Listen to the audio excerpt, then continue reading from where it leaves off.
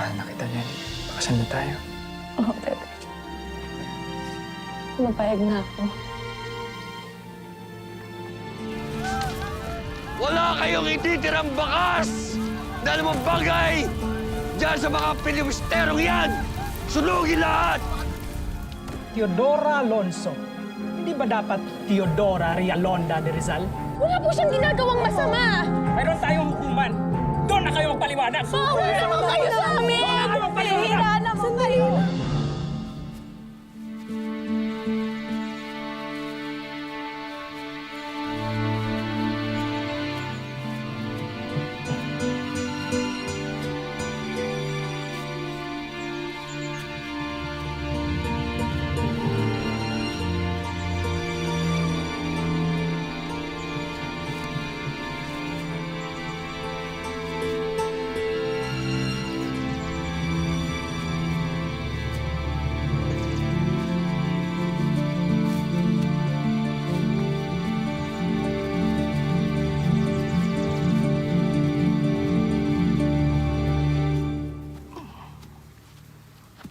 Ilang taon na po ba kayo? 64. Hindi ko po maintindihan kung bakit ginaganito nila kayo. Naalala ko tuloy ang nanay ko. Huwag kang maawa dyan! Maawa ka sa sarili mo! Pag nalaman ni Gobernador Weller, naawa ka sa biyag! Sige! Lakad! Dahan-dahan lang. Bilis!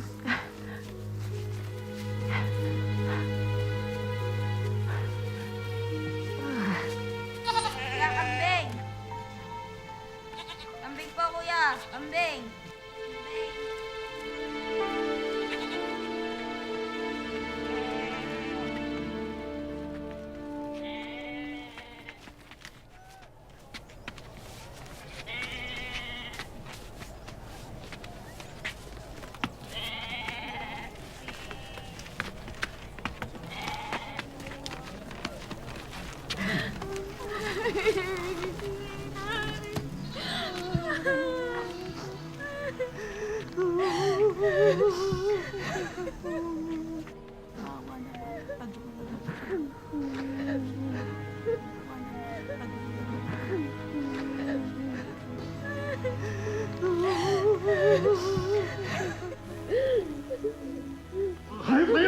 Ay, tama na.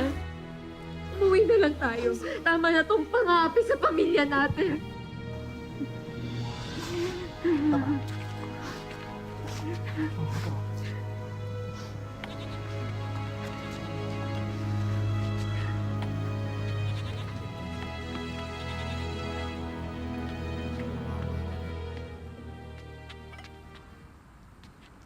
Mabuti naman at napadalaw kayo, Padre. May natanggap akong balita mula kay Padre Llanes na itong si Doña Lolay ay gumagamit ng ibang pangalan. Siya nga. At ano naman ang kaparusahan? Kaparusahan, si Doña Lolay ay maglalakad mula Maynila hanggang dito sa Calamba. Talaga? Mabuti naman kung ganon. Pero Padre, kung ako ang tatanungin mo, kulang pa ang kaparusahang yan sa mga kasalanang ginawa niya. Siguro ang dapat, pagdating niya dito sa Calamba, pabalikin siya ulit ng Maynila nang naglalakad na muli. Binigyan mo ako ng ideya, Conchita. Si Doña Lolay, muling babalik sa Maynila mula rito sa Calamba. Siya'y maglalakad papuntang Maynila. Napakasarap ng buko, ha? Sariwa. Lalo na kung ganito. Napakaganda.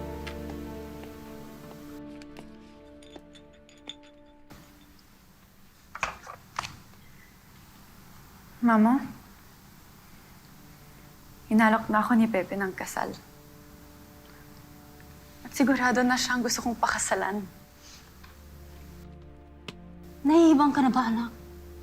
Tinatanggap namin siya bilang iyong kaibigan at nobyo. Pero Ibang usapan ang pagpapakasal. Habang buhay mo siya makakasama, Nelly. Pero mahal ko siya, Mamo, at mahal na din niya ako. Inaya ko na si Nelly magpakasal. Talaga? Parang gulat na gulat ka. Sino bang hindi magugulat, Pepe? Parang kailan lang nagbasag ka pa ng bote at umiiyak ka ng dahil kay Leonor. Tapos ngayon magpapakasal ka? Ganun na lang ba yun? Wala na ba dyan sa loob ng puso mo si Leonor? O baka gusto mong pakasalan lang si Nelly dahil gusto mong makalimutan si Leonor? Di ba't niyaya ko na nga siya magpakasal? Ay, Valentin, wala na kaming pag-asa ni Leonor. Siya na ang unang bumitaw. Panahon na para ituon ko ang pagmamahal ko sa iba. ganun na lang. Iiwas ka at lilipat sa iba pag sukdulan ng problema sa minamahal mo.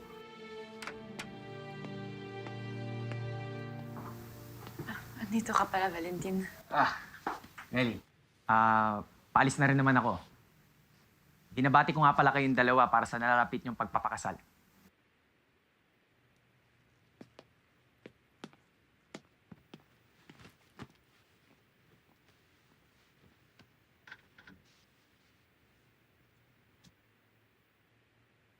May problema ba, mahal ko? Si Mamo. Tutol sa ating pagpapakasal. Di siya kumbinsido na kaya mo magbago para sa akin. Hindi totoo yan. Alam ko.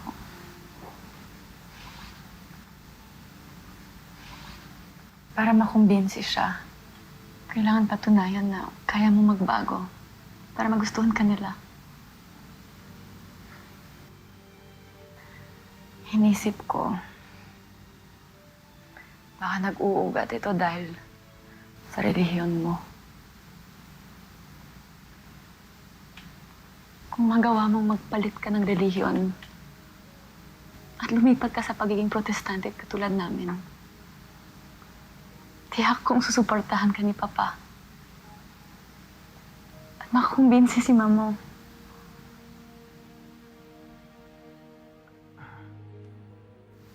Kaya mo ba itong gawin para sa akin?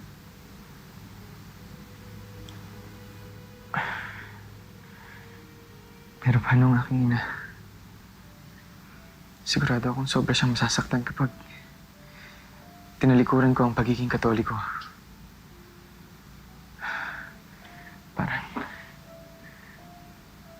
Para ko na rin siyang tinalikuran kapag ginawa ko yan.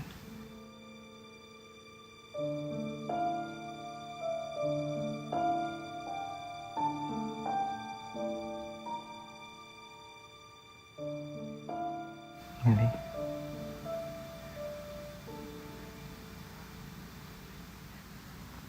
Siguro nga tama ang pamilya mo. Baka mas magiging masaya ka at sila kung ibang lalaki na lang ang mamahalin mo.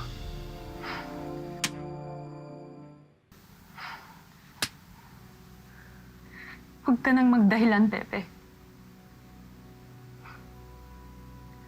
Siguro na nabigla ka sa pag-alok mo sa akin ng kasal. Kita ko naman hindi buwang pagmamahal mo sa akin. Kung ganito kasimpleng bagay ay di mo ako mapagbigyan. Nelly.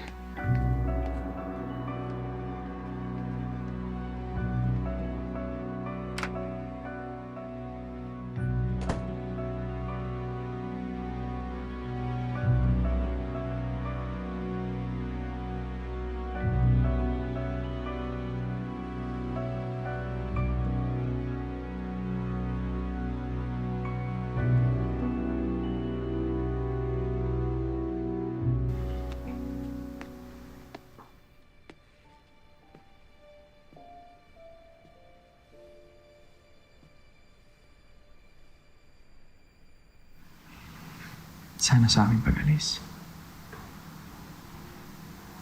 magawa mo akong patawarin. Kahit anong galit ko, hindi ko makalimutan na pinasaya mo ako ng sobra sa pagtira mo dito. At sa lahat ng lalaking nakarelasyon ko, ikaw lang ang handa akong ipagtanggol. Salamat sa pagiging totoo mo, Pepe. Mas mabuti ng ganito kaysa panindigan natin ang isang maling desisyon.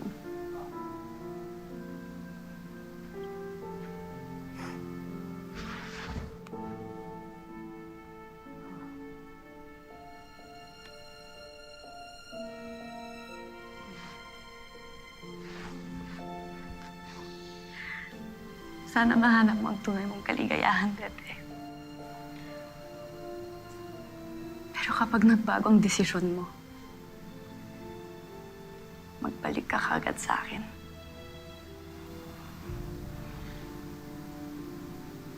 Maraming salamat sa iyo, Nelly. Hindi kita makakalimutan.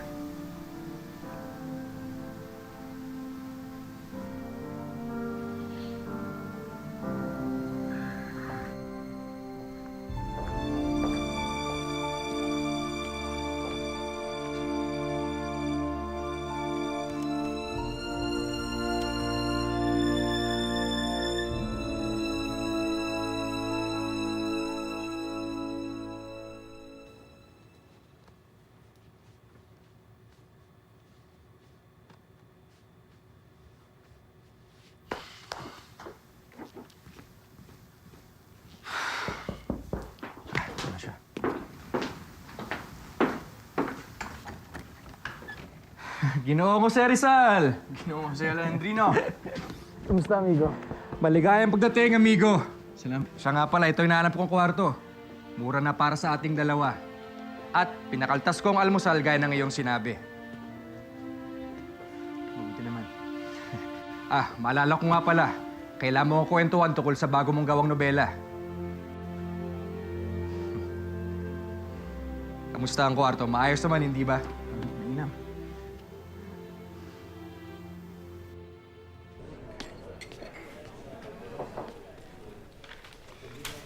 Paano mga kasama?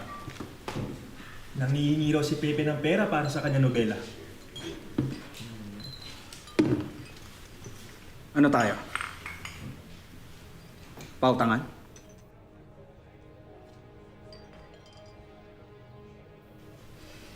Bakit tayo mamumroblema ng nobela niya? Bahala siya sa buhay niya. Siya lang naman ang makikinabang niyan. Pero kaibigan din natin si Pepe. At sino ba magtutulungan kundi tayo-tayo rin naman?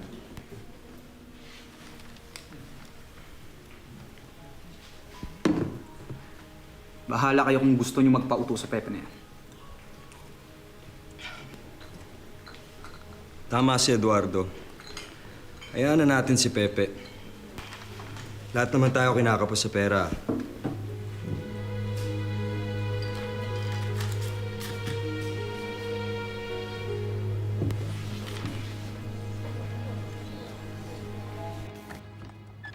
Kaibigan, Oh, Pepe! pumayag si Ginoong Mayor na bayaran ko ng patingi-tingi ang pagpapalimbag. Apo magandang balita yan. Oo, kaya ito, gagawa ko ng pansit. Imbis na kumain tayo sa restaurant ay ako na magluluto at isa pa, tabang ang pagkain nila doon.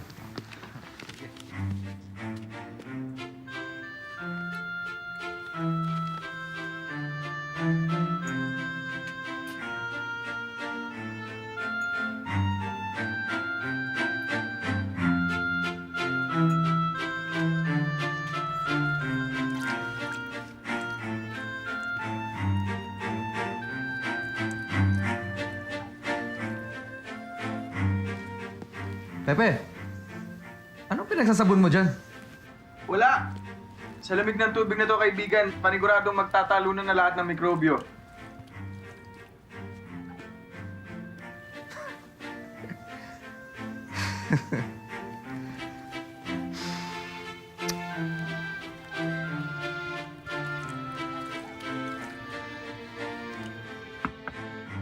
Pepe? Jose? Pepe? Jose? Ano sasabihin ko? Ikaw na bahala. Sige sa akin yan. Sige na. Kaya mo na yan. Sige na.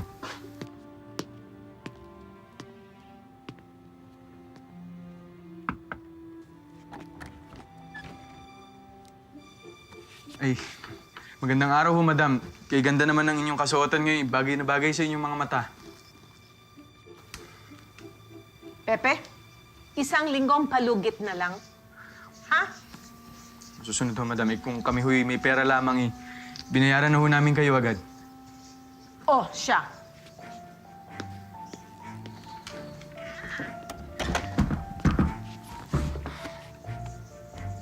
Ano, Pepe?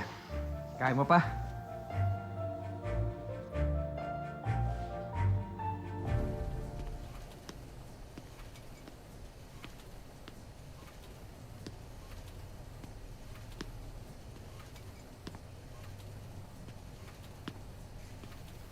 Ginang Mayor. Oh, buti dumating ka na, Pepe. Kukonsulta ko sa'yo kung anong gusto mong disenyo ng pabalat ng El Filibusterismo.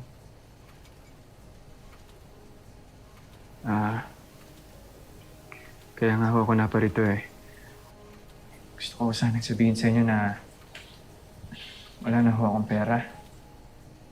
Kaya baka pwede pong pakitigil ho muna ang pag-iimprenta sa El Filibusterismo. Sayang naman to. Nasimulan na natin.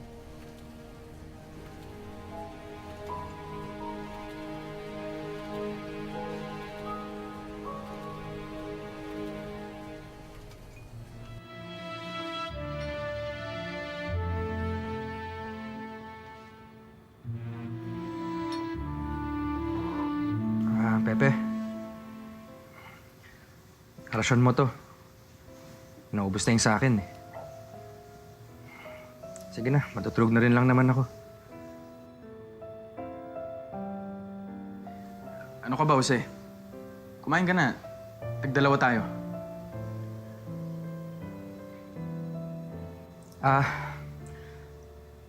Salamat, Pepe,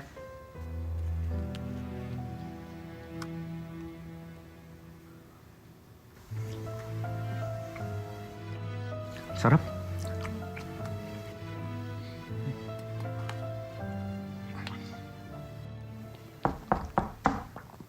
Pepe, Jose. Naku, wala pa tayong pabayad. Anong gagawin ko? Ewan ko. Kausapin mo. Pepe, Jose. Bakit ako ikaw kumuha ng kwarto doon? Ikaw kumakusap. Jose naman. Sige na. Kaya mo na yan. Sige na.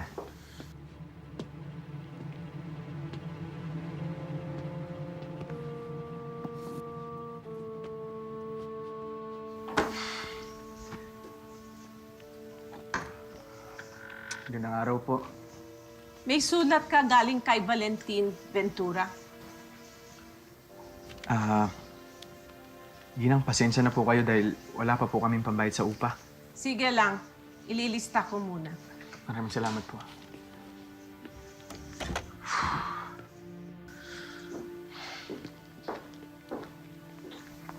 Ano yan? Sulat. Sulat?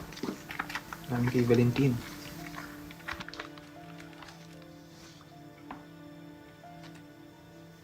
May pera.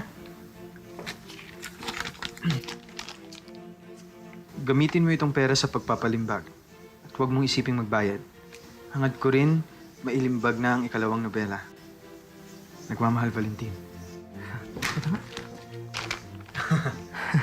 Pepe, ito na sagot sa problema natin. Ito na. May pera na tayo, amigo! Salamat sa Diyos! Diyos niyo. Salamat, Valentin!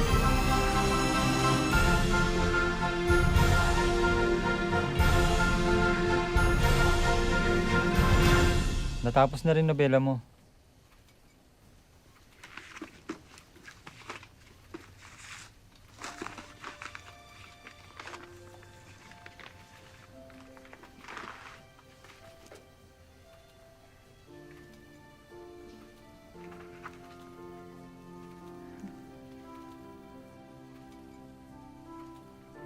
Ngayon ko lang nakitang masaya ka.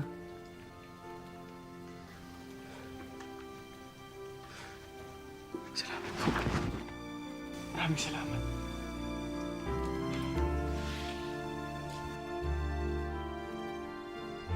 Binasa kong nobela. Nasasabik ako sa mangyayari sa iyong Pilipinas. Ako rin po. Sana ito nang simula ng pagbabago.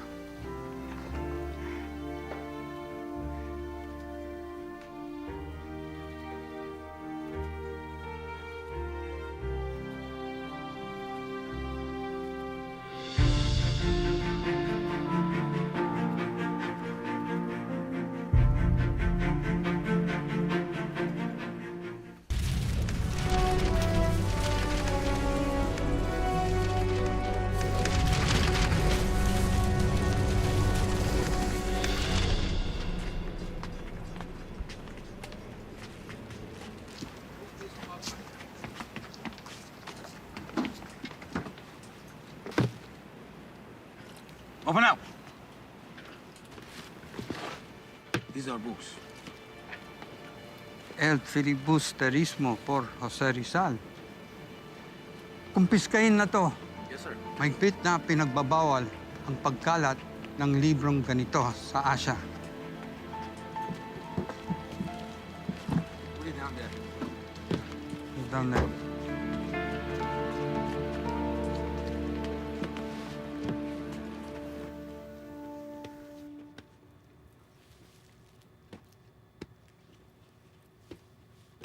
Sigurado ka na ba sa gagawin mo, Pepe? Lalo na't kalalabas lang ng bago mo ng Bella. Pepe, huwag naman sana mangyari pero alam mo namang kamatayan ang sasalubong sa'yo sa Pilipinas. Bahala na, Jose. Lahat naman tayo mamamatay. At minsan lang dumating ang kamatayan sa buhay ng isang tao. Kaya kung di pa ito para sa paraang mabuti, mawawala ang oportunidad na hindi na ito muli pang magpakita sa atin. Basta't ikay mag-iingat, aking kaibigan. Oo, kaibigan. At sa tuwing makakatikim ako ng biskwit o pansit, ang pagsasamahan natin ng aking maalala.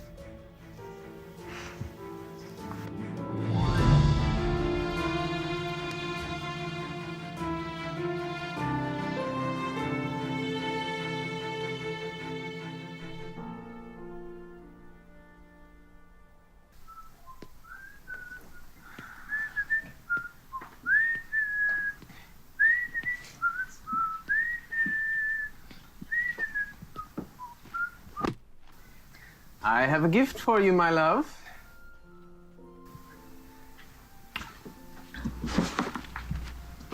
Suits you perfectly. Try it.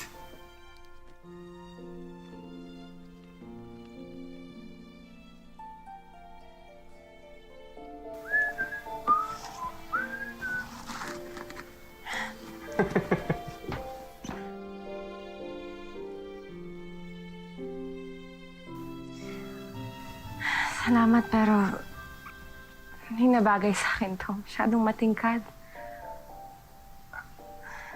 Pink is a happy color. It will put you in a good mood. Try it.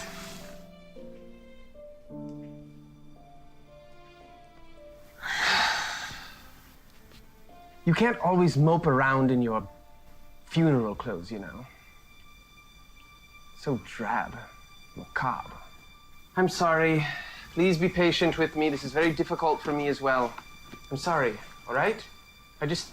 You're my wife. I don't know what to do, and I just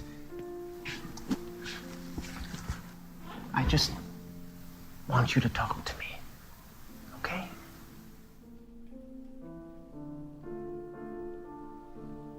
Pasensya na.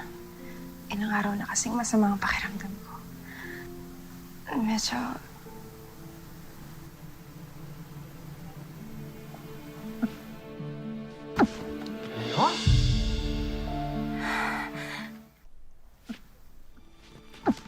Lenore? You're not pregnant, are you?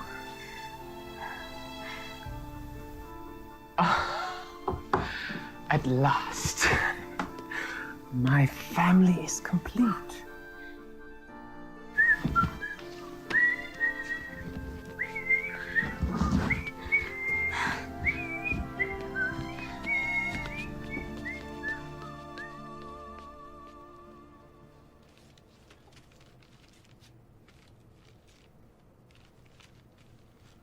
Maraming salamat sa iyo, Senyor Basa, sa pagtulong mo sa akin para makapagpatayo ng klinika.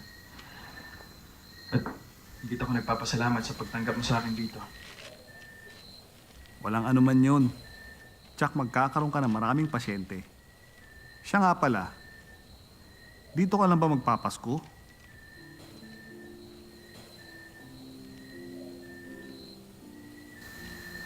Sumulat ako sa aking pamilya sa Pilipinas. Imbitahan ko sila na baka pwede silang bumisita rito. Ngunit wala pa ako nakukuha ang sagot. Ang sabi nila, humiling ka lang sa bituin. Maaaring matupad.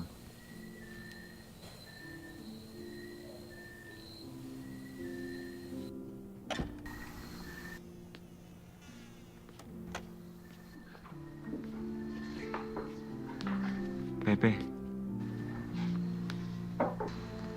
Kuya?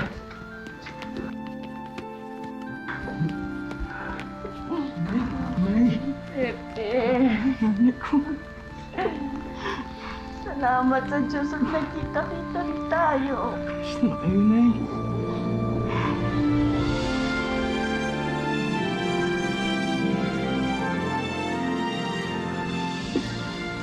Makakapit natin dito. Bibilis mo papasko.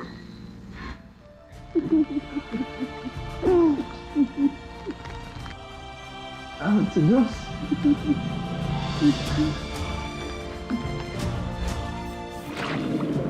Kaya panahon na para magkaisang bayan. Napahanga mo ako sa iyong mga sinulat. Ang paborito kong tauhan, si Simon. May panibagong nobela na naman ang pilibusterong Indio na yun. Ito na ang simula ng pakikipaglaban natin sa mga praile. Nakakalap na natin ang hustisya. Wala akong maikakaso sa at wala akong maimbento na kaso sa kanya. Gawan mo ng paraan! Kahit anong kaso, kasuhan mo siya! Pag ikaw hindi umabot sa taktang ali, malalagot ka sa akin! Akin ang lupain ito! At walang sino man ang makakaagaw nito sa akin!